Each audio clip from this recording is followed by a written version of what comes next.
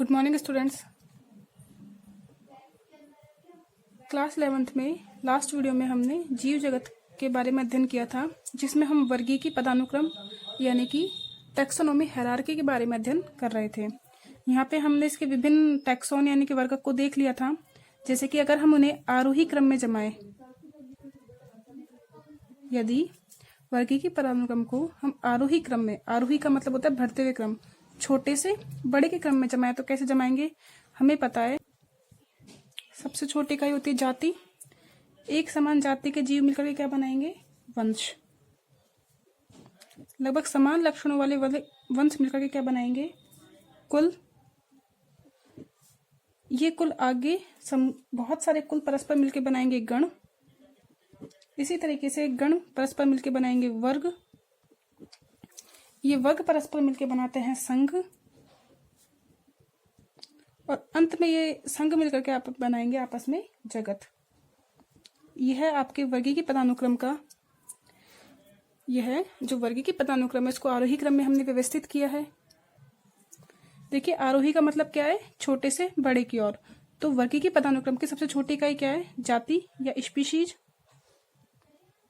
और सबसे बड़ी इकाई क्या है? जगत, दैट मीन्स किंगडम।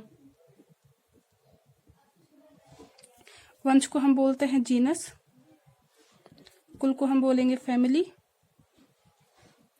गण को हम बोलेंगे ऑर्डर, वर्ग को बोला जाता है क्लास, और संघ को बोला जाता है फाइलम।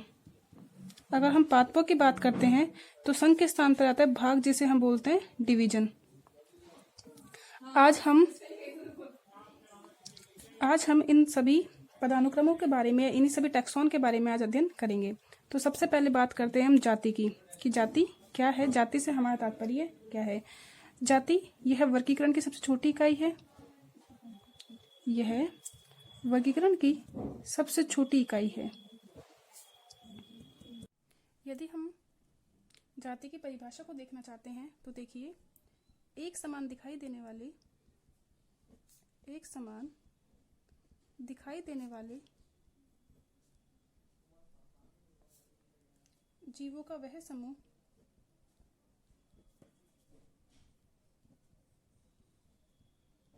जो स्वतंत्रता पूर्वक अंतः प्रजनन कर सके।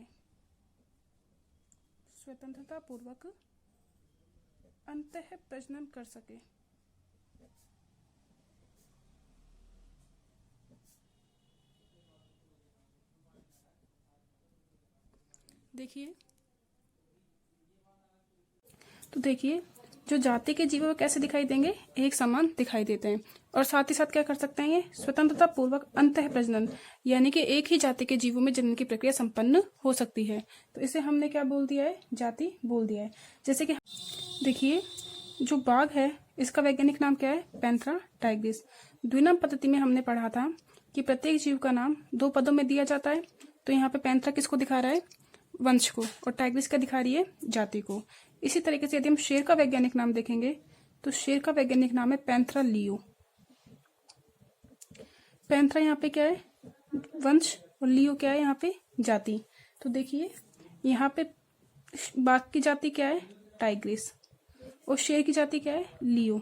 तो ये दोनों अलग अलग जातियां हो गई, तो परस्पर अंतः प्रजनन नहीं कर सकते, जबकि एक ही जाति के जीव स्वतंत्रता पूर्वक क्या कर सकते हैं? अंतः प्रजनन की क्रियाविधि संपन्न कर सकते हैं। अब यदि हम इसमें पादपों के एग्जाम्पल ले, प्लांट्स के एग्जाम्पल लेना चाहे तो हमने बात की, जैसे आम की बात करते हैं तो आम का वैज्ञानिक नाम क्या है? Mangifera indica. इसका मतलब क्या हुआ? यह मैंजीफेरा तो क्या है? वंश, और इंडिका क्या है? यहाँ पे जाति। एक ही जाति के जीव परस्पर अंतः प्रजनन की क्रियाविधि संपन्न कर सकते हैं। अब हम सेकंड बात करते हैं वंश की। जाति की हम बात कर चुके हैं, अब हम बात करते हैं वंश। तो हमें पता है कि एक ही प्रकार की जाति के समूह या लगभग समान लक्षणों वाली जाति के समूह आपस में क्या बनाते हैं? मिलकर के वंश का निर्माण करते हैं। तो देखिए लगभग समान लक्षणों वाली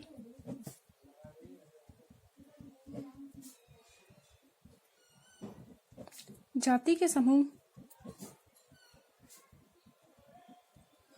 परस्पर मिलकर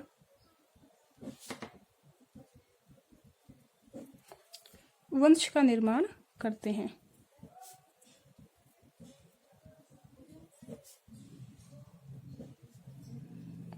यहाँ पे देखिए बहुत सारी जातियां परस्पर मिलेंगी और क्या बन जाएगा, वंश बन जाएगा। जैसे हम देखते हैं कि बाघ, इसका वैज्ञानिक नाम क्या है, पैंथरा टाइग्रिस, और शेर का क्या है, पैंथरा लियो। अब देखिए इसका भी जो वंश है वो क्या है, पैंथरा, और इसका भी वंश क्या है, पैंथरा। तो देखिए अब इस पैंथरा जो वंश है, एग्जाम्पल लेके चलते हैं हम। ये जो पैंथरा वंश है इसमें कौन कौन सी जाति शामिल है, इसमें टाइग्रिस शामिल है, इसमें लियो शामिल है, इसके अलावा इसमें पैंथरा पार्डस शामिल है। तो अलग अलग देखिए, टाइग्रिस किसकी जाति हो गई, बाघ की, लियो किसकी जाति हो गई, शेर की। तो ये भिन्न भिन्न जातियां आपस में मिलकर इन्होंने एक वंश बनाया जिसका नाम क्या है, पैंथरा। तो लगभग समान लक्षणों वाली जाति के समूह मिलकर क्या बनाएंगे, वंश का निर्माण करते हैं। अब हम बात करते हैं किसकी, कुल की। थर्ड हम बात करते हैं कुल। तो अब देखिए बहुत सारे वंश परस्पर मिलेंगे तो किसका निर्माण हो जाएगा, कुल का निर्माण हो जाता है। तो देखिए लगभग समान लक्षणों वाले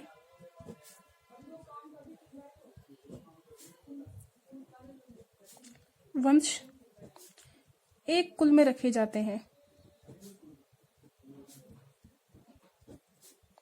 एक कुल में रखे जाते हैं। हमने क्या कहा, ऐसे वंश जिनके लक्षण कैसे हो, लगभग समान, उन्हें हम किस में रखेंगे, एक वंश में रखेंगे।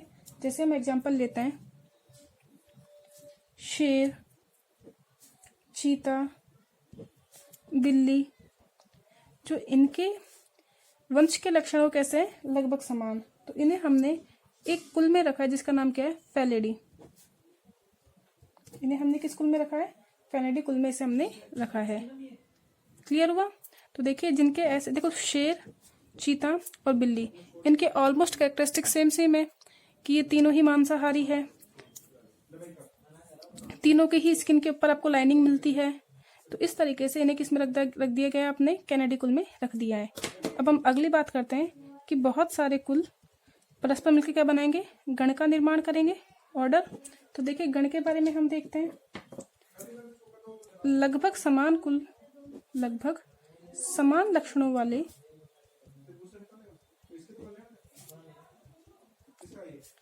कुल मिलकर गण का निर्माण करते हैं।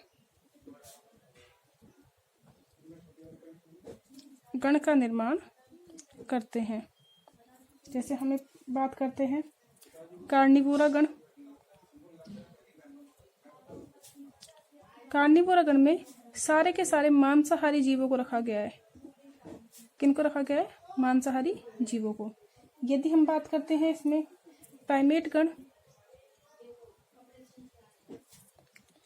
यह स्तनधारी जीवों का गण है। स्तनधारी जीवों का गण है। जो मनुष्य है, हमारा भी गण कौन सा है, हम स्तनधारी जीवों में शामिल है। हमारा गण कौन सा है, प्राइमेट गण। मनुष्य को प्राइमेट गण में सम्मिलित किया गया है। तो देखिए इस तरीके से हमने अभी बात की है जाति की, कि सबसे छोटी इकाई है, बहुत सारी जातियां मिलकर के वंश का निर्माण करती है, बहुत सारे वंश मिलकर कुल का निर्माण करते हैं, और इसी तरीके से बहुत समान लक्षणों वाले कुल मिलकर के गण का निर्माण करते हैं। अब हम बात करते हैं किसकी, वर्ग की। ये हमें इन्हीं सीरीज में याद करने हैं। तो देखिए वर्ग क्या होता है, वर्ग हमने बात की समान लक्षणों वाले गण, समान लक्षणों वाले गण आपस में मिलकर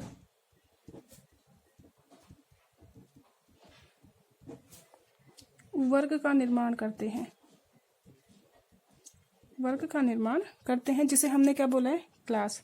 तो देखिए बहुत सारे गणों के जीव आपस में मिलेंगे और किसका निर्माण कर देंगे, वर्ग यानी क्लास का निर्माण कर देंगे। जैसे स्तनधारी, जिसे हम बोलते हैं मैमेलिया, ये एक क्लास है। उड़ने वाले जीवों को किस में रखा गया है, एवीज में रखा गया है।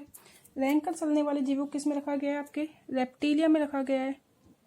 तो ये सब क्या है, आपके वर्ग यानी कि क्लास है। अब बहुत सारी क्लासेज मिलकर के, जैसे स्तनधारी हो गया, एवीज हो गया, रेप्टिलिया हो गया, जो जल और थल दोनों पे रहते हैं उन्हें हम बोलते हैं एम्फीबिया। तो ये सब क्या है, हमारे पास क्लास है यानी कि वर्ग है। अब हम बात करते हैं किसकी, संघ की। देखिए संघ या फाइलम क्या होता है। संघ से हमारा तात्पर्य है कि समान गुणों वाले, समान लक्षणों वाले वर्गों का समूह, समान लक्षणों वाले वर्गों का समूह क्या बनाता है, संघ का निर्माण करता है।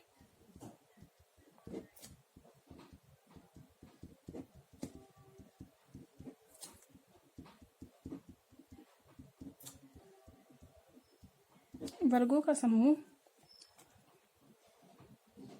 संघ का निर्माण करता है।